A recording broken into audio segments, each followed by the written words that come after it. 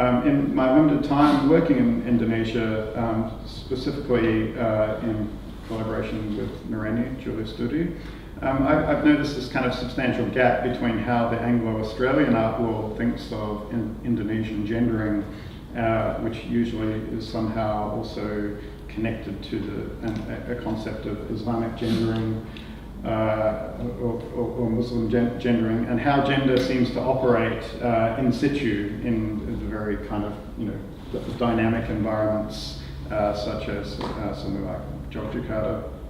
So the operation of gender in Indonesian art is the expertise of Wulan Dirgantoro, whose recent book you may know, Feminisms and Contemporary Art in Indonesia, explores this in some detail, and she's going to begin our discussion.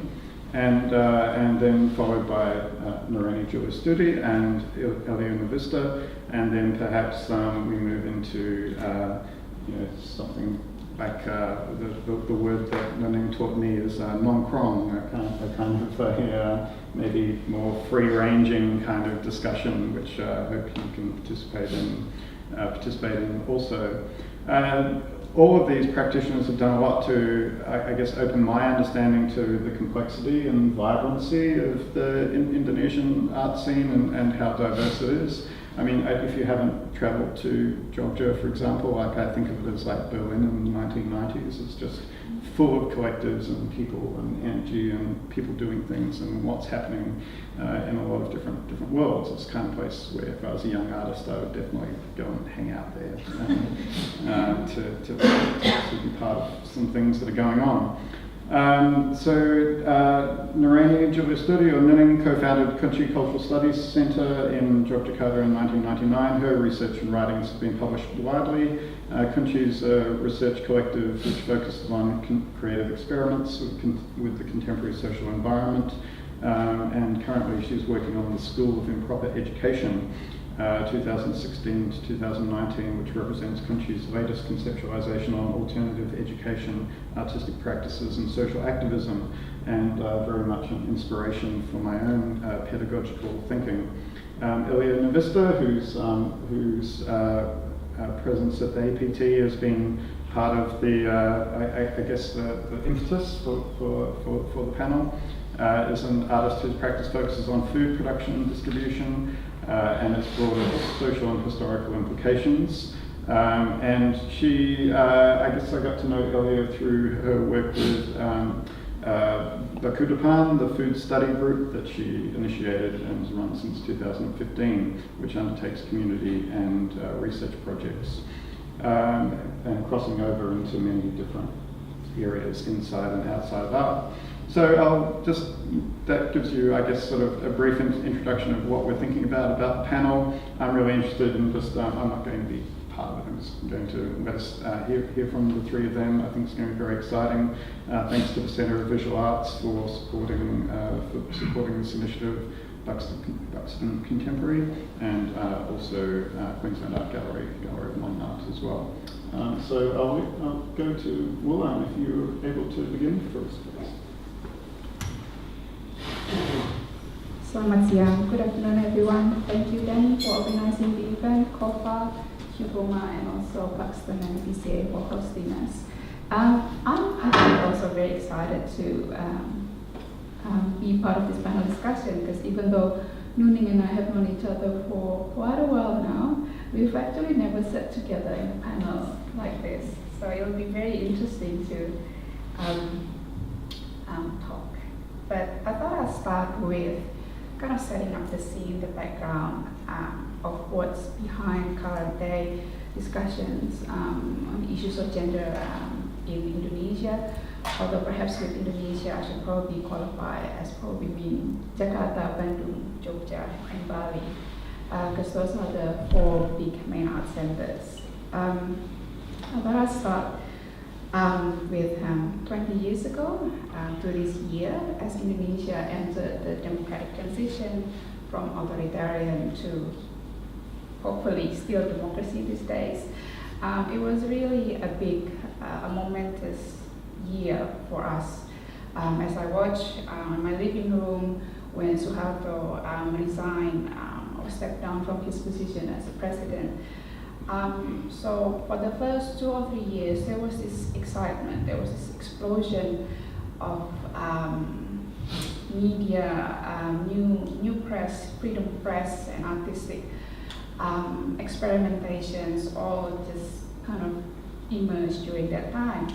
And so I began to notice that there's also a lot of, how do you say, discussions or terms of issues that previously just only circulated within universities, activist circles or academic circles began to enter the mainstream discussion, particularly on the issues of gender, or feminism. Suddenly these terms became mainstream. It was in the national news media.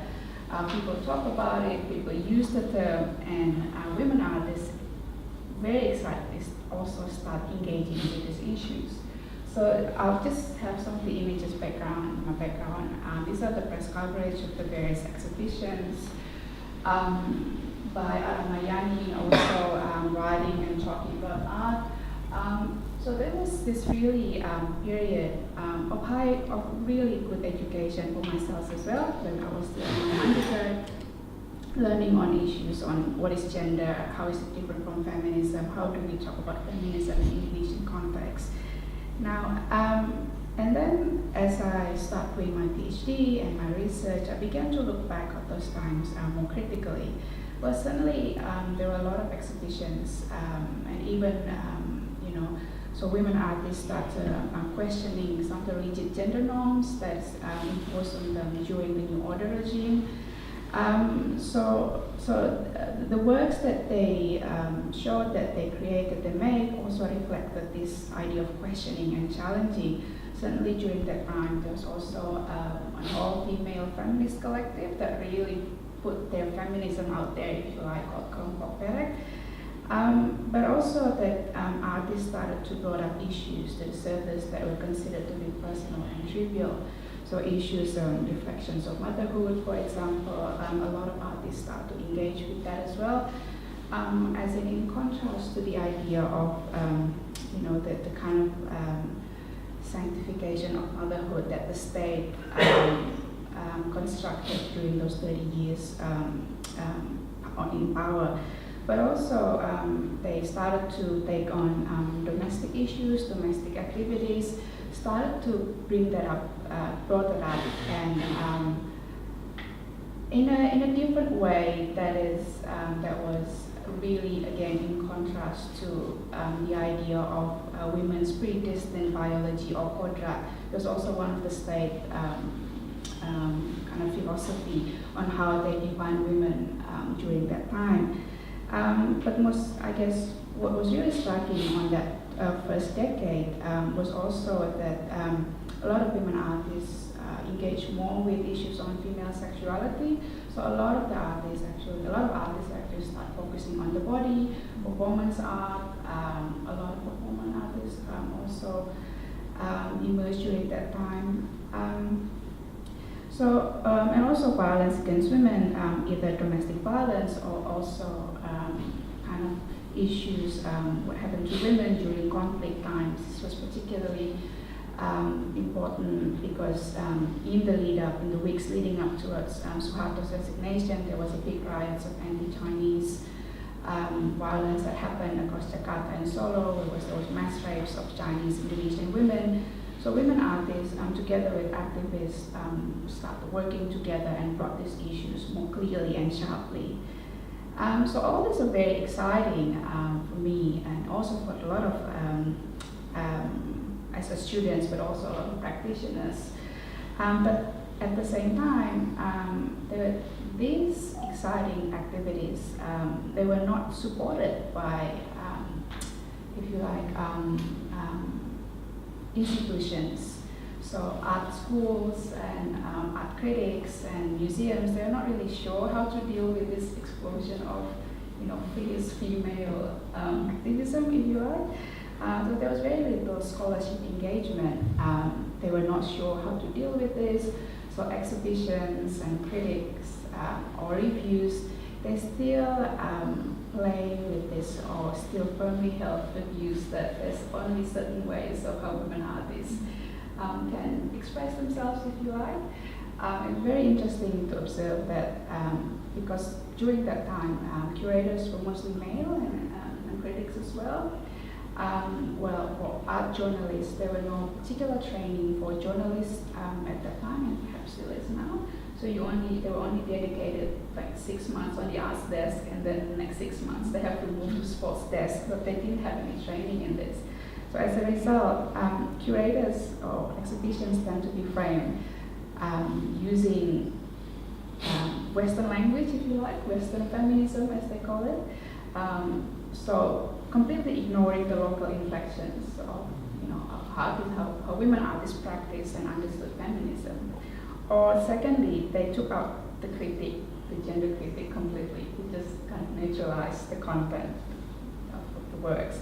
So as a result, it's very discouraging for a lot of artists to operate or create works in this time, and often they refuse to participate in exhibitions when it's kind of being put as women-only exhibitions. So there's really kind of ambiguity in how they practice during their time. At the same time, it's very exciting, but on the other hand, they're not sure how to define themselves, if you like, or whether they have to define. There's a lot of pressure on that. However, there are still works that happen behind the stage, if you like, and continued until today by a lot of women.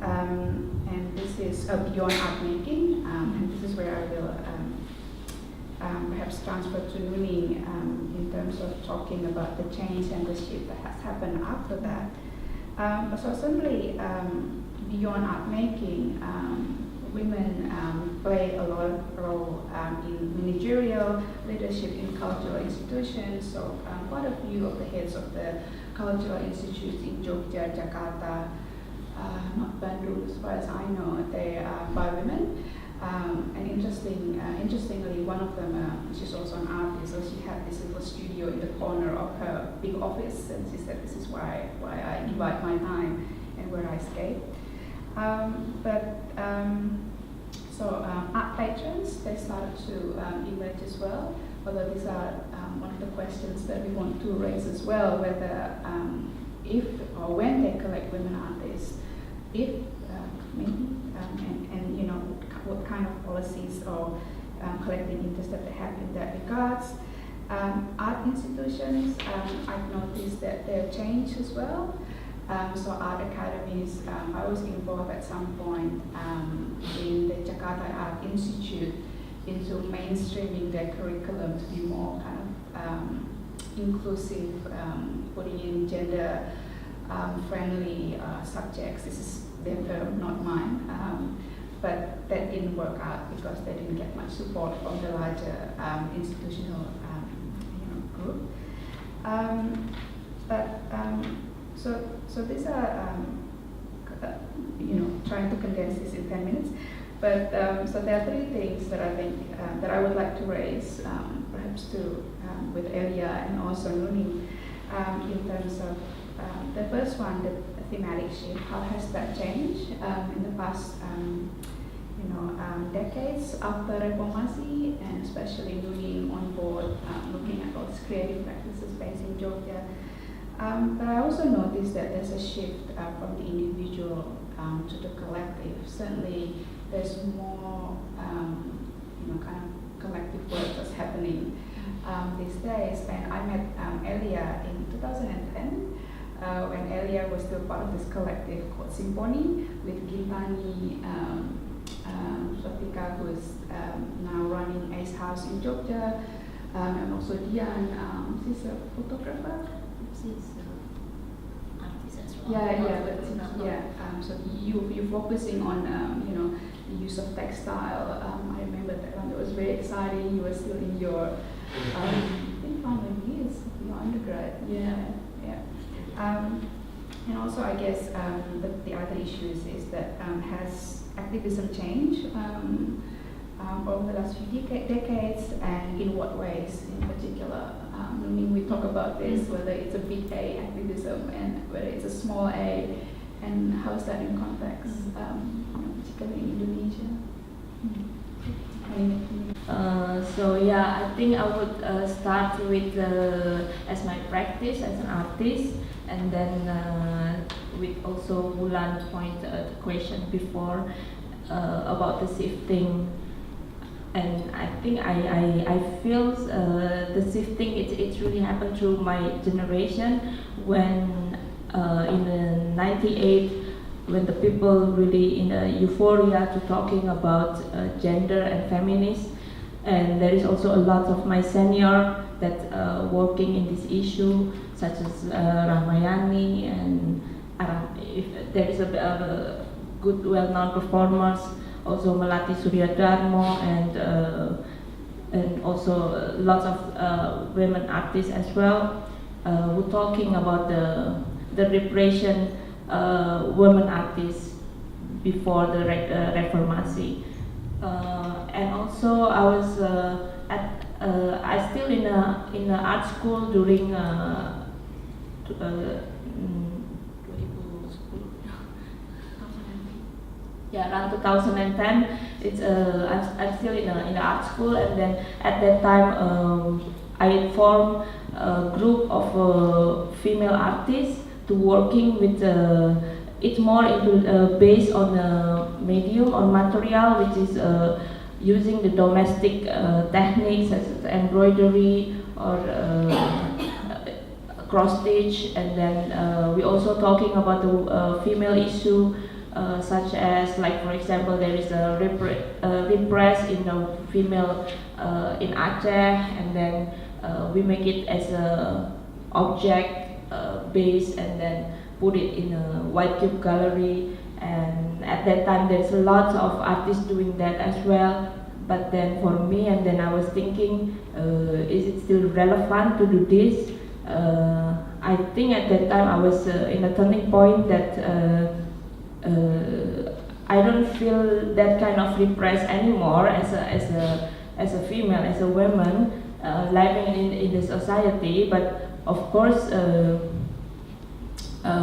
maybe I'm not really digging very like the very structural about gender in Indonesia. For example, of course, the role in the society, like females should be have a kids, taking care of kids, and then there is.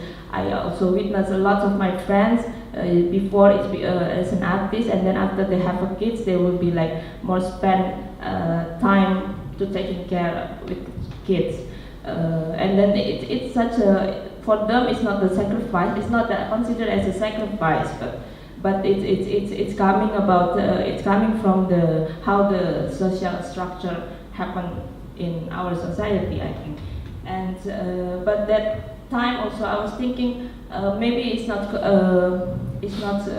relevant anymore to being such a, like using this gender issue to be put in my artwork, to be as my concept issue behind my work. So I was deform the group. So I was like we thinking, and then maybe we should think more about the groups. How the groups running, how the symphony, the female group running, and then we agreed to not continuing this anymore. But then also I think we at that time as well, I've been have a lot of time to hang out with my colleague friends, and then we are in a collective. We have lots of collective, and we know each other. We somehow we nongkrong or hang out in this, and then the next day in there, and then kunci, like the Nuning's collective is part of my saving place to just hang out and then talk with the friends, and yeah. And then we think it's more important than to build like, you know, it's more we have a reason why we have to, like for example, taking care of each other as a friend, living in this. I somehow I still feel it's really patronizing society in art, in Indonesian art. Of course, it's not like really like you being repressed cannot being an artist, not like that. But for example, there is a lot of male curators, and also the presentation of male artists also it's much more than the female. And yeah, I think also we live we working as to being like living in the collective. Somehow you have to be like administrative, you have to also as a curator, you have to also a writer, as an artist, in the same, like all this job in the same role of a person. And yeah, and then we have to think how to pay the electricity, and then this kind of situation make us thinking that it's more relevant to build like a friendship and a collective based on like how to running this space, and then how to taking care of this space as well. Like for example, there is a lot of happening like on night. There are like hangout, drinks, drunk, and then in the morning who's going to clean up this place? It's always like a woman that come in the morning. That yeah, because this is the place that we have to work, so we have to clean up. And yeah, of course they're still drunk and still sleep somehow. And then yeah, the situation like this. And then also when I formed the Bakudapan, it started with just hang out in Kunci many times, and then I met some friends that have some kind of thoughts with me, and then we just using their room, because Kunci has they have a funding and then so they can rent a big room, big house, and we just like, can we just use this space? And then like, of course, yeah, you can. And then okay, we will clean up. We have to clean up. We have to cook. We have somehow, if we just cook for all the people, and then for the whole the Kunci member, and then also we trying to be nice of people who occupy the place, but then also they are really think that we are part of them as well. I mean, like you know, to living together, to living and working together in the space, that we don't pay rent. This is the main thing. We don't pay the rent, and then yeah, and then I think at that time as well, there's a lot of changes of how this community thinking is not always like separately by female or male, but the way of thinking of taking care. I think it's really gender based. That it's really female thought. That yeah, for example, there's one moment when Cemeti have a project, like they commit to do like a maintenance work project in the long term, starting to translate the manifesto by Okules, and it's also open our mind to how we. For example, I'm quite close with the friends that Nuni told the PRSeni, and then it's open like how we put it, like put the value of working as a treatment and maintenance other artists, friends, and then in an art society as well. And yeah, and this is it, and then it's become the main thing as well for me, and then the Bakudapan, my food study group, to running this collective with this kind of spirits to be like taking care of each other, and then using cooking, using very feminine as a method to learning, to sharing with the people as well. And yeah, I think started with at that time we also thinking a lot of what is the meaning of act of cooking, like when we cook for many people.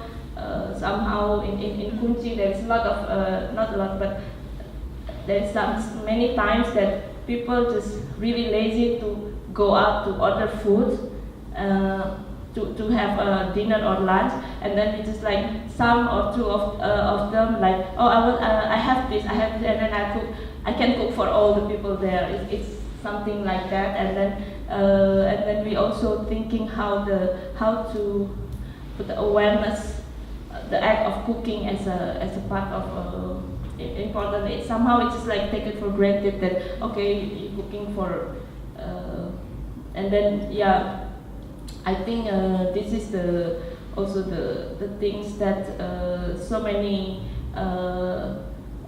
people in our society now, it's become awareness about, like Nuning said, to what's the name of the group? Belajar Nongkrong. How so it's happened through there is our friends with the domestic violence. This is really in the private life, but how it has to be being taken care by other people in the society. I think this is also new thing for us, that make it as become a public, not really public, but it's like become discussion to other to other friends and colleagues. And I think so that to summarize the shifting, it's more like for me, it's not going to be as a issue, no, as a like the idea to make up artworks or like, but it becomes a way of life. Yeah, it should be practicing in our how we running this art society in this collective. So this is a big shifting, I think.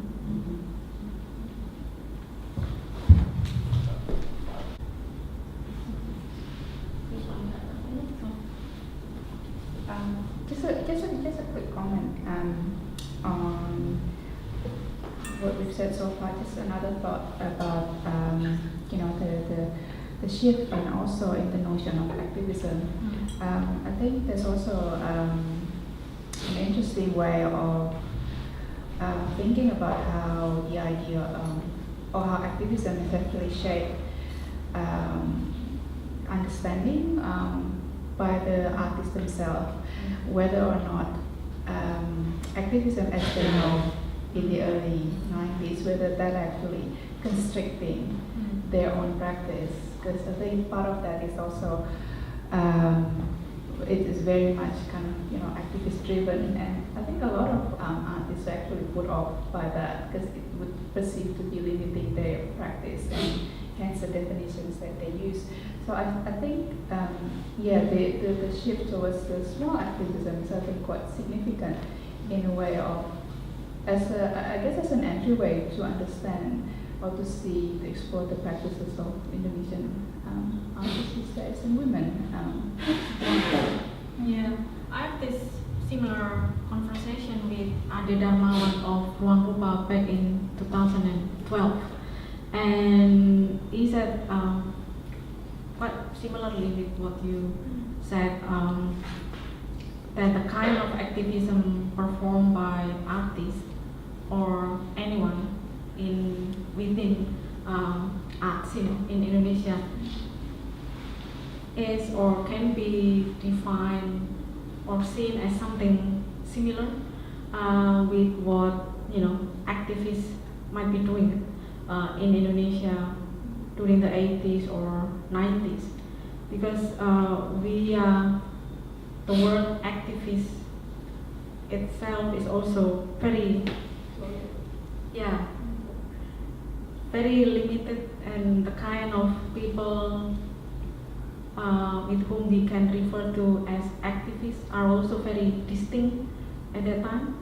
But now it's very, especially after 1998, the Reformation in Indonesia, it's really everything can be, or everything actually can be framed as a kind of activism, and artists and cultural activities that I noticed, they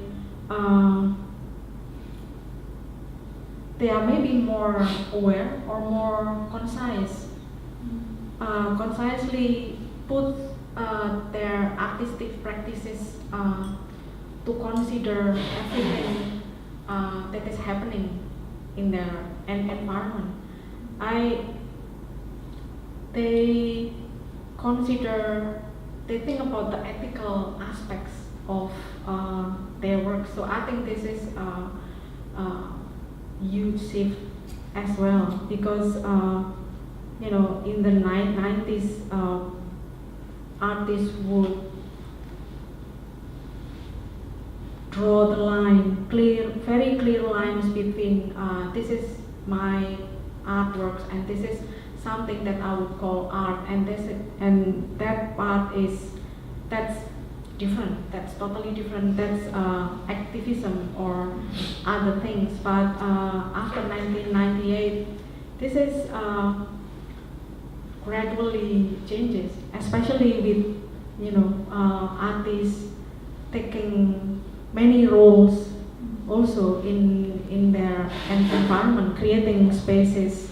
So that means they're also dealing with different people,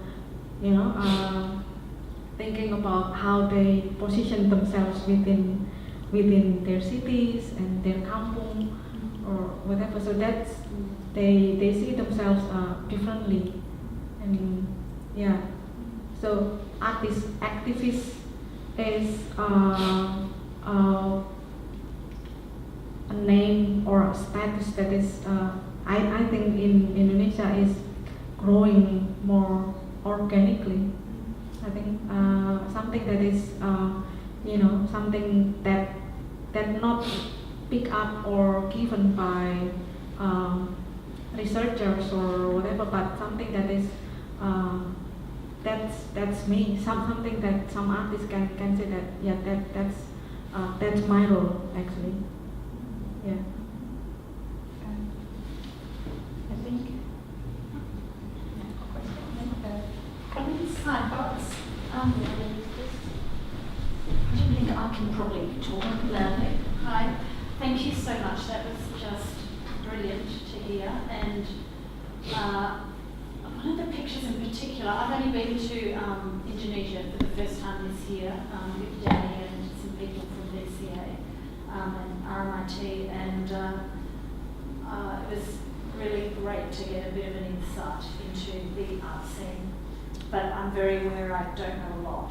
But while you were talking, I was reflecting on the fact that last Friday I was asked to talk in a seminar for artists, and the subject was being an artist and being a mother, and I spoke with 3 other women.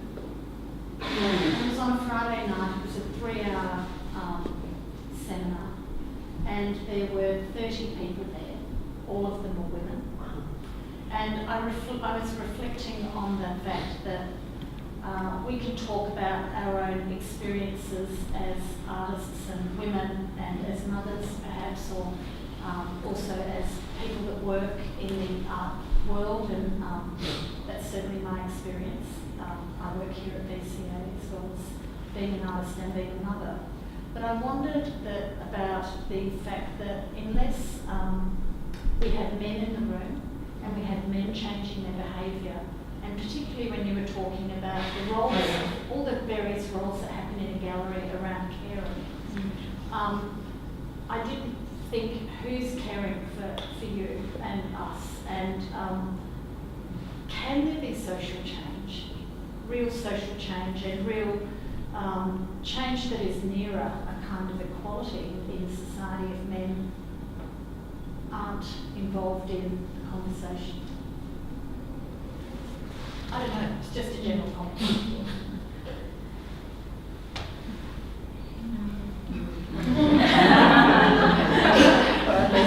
You don't have to even respond. Certainly I don't have to answer to that, but I think the conversation of involving men in social change in Indonesia, and particularly in the art scene, let's just focus on the art scene, that's still in its very early stage.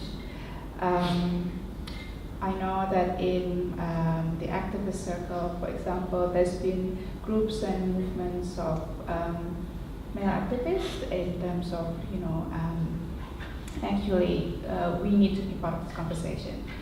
But I think in the art scene, that's more or less up to the individuals. There hasn't been any, how do you say, specific nongkrong or a call out. Let's do this together. Yeah. Because I think what's happening now is that we're taking a stand. We want to have a network. We are creating a safe space. But this is also a point that is quite interesting. Nuning and I had this conversation a while ago, that it could be a very specific to each place and each cities, if you like.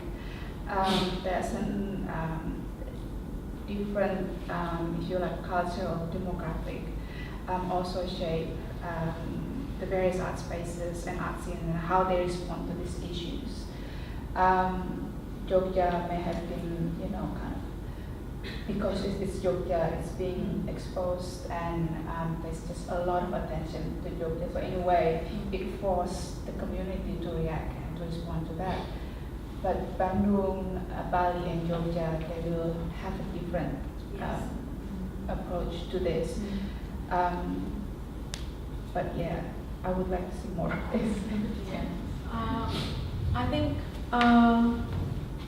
it is very early stage as well in Jogja, and I have this my personal experiences that I can share here is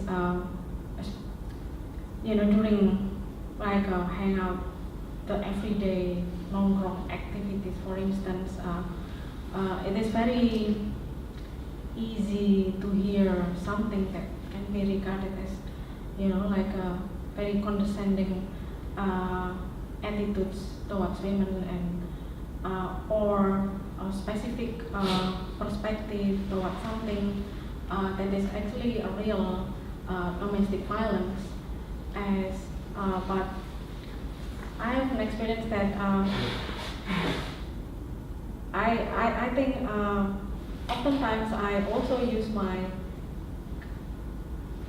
authority as an older woman, someone that some people in Jogja called me as Mbak, that's older sister. As I would just say you cannot respond to the story around domestic violence with that kind of remarks or sentences, because that's just wrong or it doesn't sound right. Looking at it from different angles, that's not right. So you better not do it. But that's just in everyday conversation. So that is why the kind of group that I mentioned is very it's very interesting, but also very challenging as well, because it takes place around the environment that easily seen women or everything, the division between what is public and what is private that Elia also mentioned is something that you cannot cross these boundaries, but at times we need to say certain things and open an open dialogue about it to make our environment healthy, to open up a healthy discussion about something about violence. So that's I think that's the important thing about the case that I mentioned. But at the same time, it also raises further questions about the connection with the artists and the activism outside the artists and environment, because Yogyakarta is a city that is historically called as an education city, and there are many NGOs and independent organizations that work around women and sexuality and human rights. So I think this is also a case example, but also time to reflect more on how we can make this connection more visible. Yeah.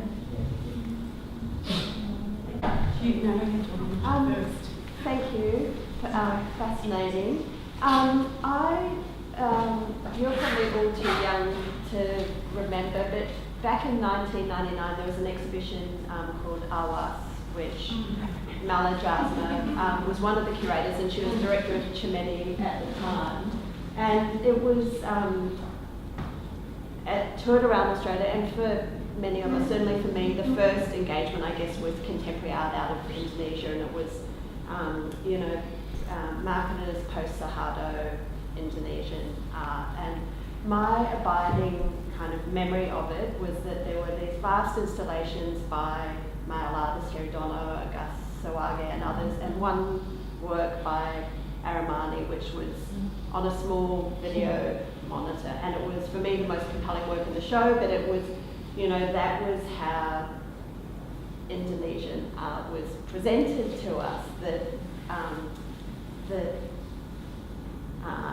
that was the kind of status and the hierarchy and what was happening. And I know that's clearly not the case, but I wonder if that, you're talking a lot about how institutions and the media and, I guess, critics and curators, most of whom were maybe male at the time, have kind of positioned things in the fight or the work that's been done since to engage into that space. But I wondered, at an institutional level, what's my question? How was that clearly being set up in some way, presented to us as the male artists are the ones making the big important work? And it's a hard question. What, to whose benefit was that? Did that come from the market, or did that come from the institutions, some of whom had female curators working in them as well? Do you think? And how the work that's been done since, where are women artists? I know the collectives are incredible, and I'm so looking forward to Sanji's curating next and week. to seeing the show, I can't wait to see the show. But the space for artists working in Indonesia, these small A activisms are so exciting and so important. And I guess how do you see the situation now for women artists, given that that was what was presented to us 20 years ago? That was a big question.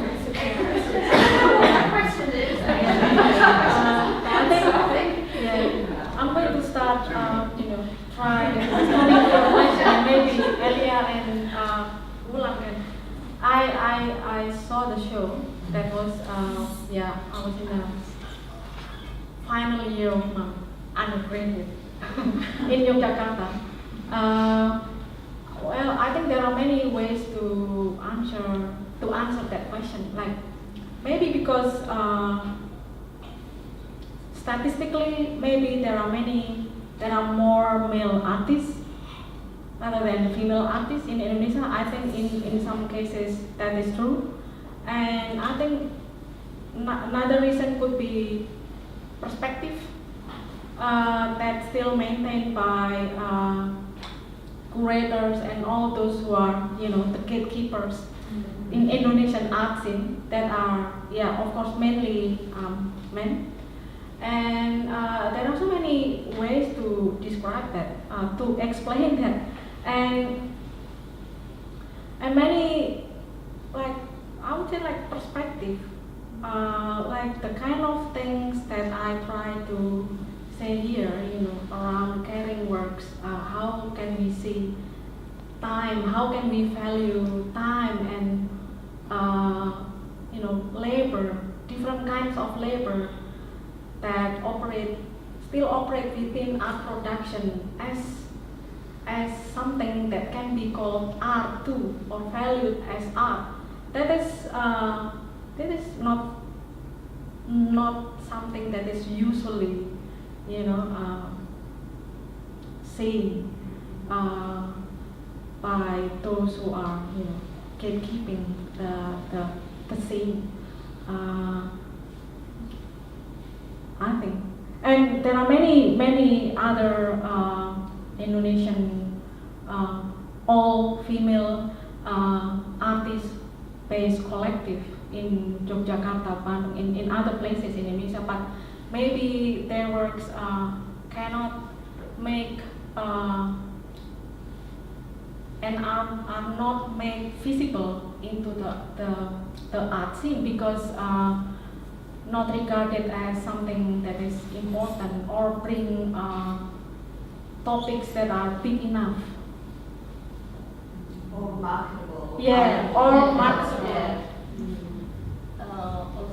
Maybe I can also adding something that at that time the show I was still in the junior high school, so I didn't know about that. But I have experience during in my group the symphony, the ones that with the like a two-dimensional object, and then at that time I was talking with the male curators, and then he tried to selling the works, and then the conversation is like, but is it female? How long it would be like? How long your career would be last? Like, is it also because the collector doesn't want to buy something that and like in the next 5 years you are not being an artist anymore.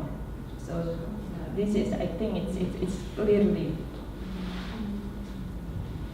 Yeah, that's certainly the comments that a lot of collectors mentioned to me when I was doing my research. The sustainability of the career for women artists in particular. Yeah, so that's that. Although I think there are more collectors, women collectors, younger collectors, they're more open to broadening up the definition of art, if you like. I'm picking up on Nuni's thread. And also there are more female curators, so Sandy, Elia, quite active. So there's this positive change that's clearly happening. But in institutional level, I think there's still a lot of work needs to be done. But because sometimes even when they do have female leadership at the top of the senior management, what we often question is that how effective is that position in terms of kind of empowering the next generation or the younger generation of women artists. Because the other point is that I had this conversation a while ago that, well, we always prefer the work. The work has to speak first rather than the gender of the artist if we want to show them in our gallery. So yes, of course, they wouldn't want it otherwise. It has to be the work that speaks. But by the way, have you seen that track record?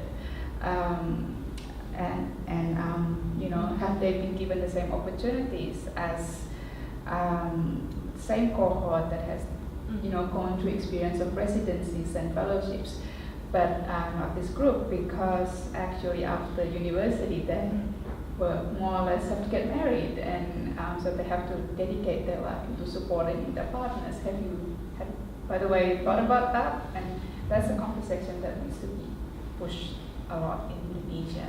And in Australia, so. Yeah. Yeah. Do we have some more question there? I prefer to Melissa here. Maybe one more. Okay, thank you. So many things to talk about. Thanks for those really, really rich presentations. So thought-provoking. I just wanted to quickly bring up that tension between collectivism and individualism, and wondering about, what are the critical tensions, the critical sort of and productive differences between women, women's art practice, women's curatorial projects and whatnot that you might see happening. I mean, at the start, Wulan, you mentioned on racial lines, for instance, with the Chinese, anti-Chinese, riots, that could, as a kind of intersection for some of the work that's been done. But probably there are other sorts of things, and I'm just wondering, are there some kind of critical sort of tensions there? And when you think about histories of feminism in other parts of the world, that there has been this recognition that not all that women aren't all the same, and that's the case in Indonesia too. And I'm just wondering, at this point in time, what's happening on those at that level. I think you mentioned the force of the market. I think this is one of the things as well that actually played a big role in shaping or changing the direction of the one collective that I know that really started as kind of have an ideology and clear vision, but as their careers matured, if you like, and then they were looking at examples on how their male peers start to get picked up by art markets. And they start to realize, hang on, we're not, no one's paying attention to what we're doing. So maybe we have to kind of look after ourselves first, because we need to keep the, api di dapur. We have to look after our domestic, finance. And so there's a lot of them, the careers shift that way. They're still together, the collective, but they don't necessarily create works that are quite clear and driven during that time. They said, oh, now we are mature, our kids have grown up, and we've seen the values of maintaining kind of a steady work that could be picked up by galleries. I think just not sure if I answer your questions, but especially maybe after Bakudapan or along the same line as Bakudapan, there are other groups, women groups as well, that intentionally pick up topics that are usually gendered, like cooking, and then talking about their domestic lives as women, but also artists as well as entry point for making art. And there is a group of women artists in Jogja, but they usually their output is usually a group exhibition, and they talk about that their works are usually developed around that issue, and it's very different in the way Bakudapan works, in my opinion or my observation, because Bakudapan is using cooking and then critically explores the tools that use in cooking, and talking about collectivism, every key concepts that Elia has tried to explain. But this group, I think it's just it so far it comes across as just another group exhibition, but all by women artists. But as a strategy, I think that kind of strategy is still important. I think, especially if you are operating within that kind of art scene, still need that. So to be able to run an independent exhibition that are all women, and then to try to talk about or to make artworks around what's happening around you is still, I think, is still a strategic way. Yeah, so that's my question. I'm aware that we're well over time, as well as imposing on the hospitality of Buxton that many of you have other activities to go to. But and can, you know, as was mentioned in Q&A, that we have Santi, who's curator of Padang, which is opening next Wednesday in the Performing Arts Building here at BCA. So make sure that you get to see that exhibition, which will kind of follow up these. But for now, can we please thank Wulan, Nuraini, and Elia for